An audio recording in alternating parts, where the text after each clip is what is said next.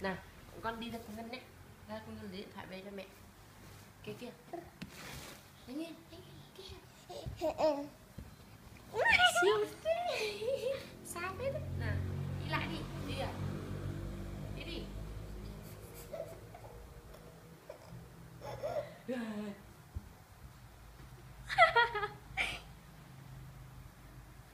Không thân ngồi đây mỏi quá.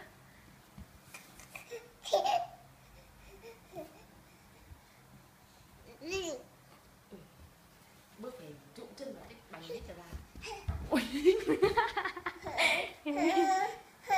Người ta đi ra rồi nữa cho người ta chứ. Một đôi huyền hẹp.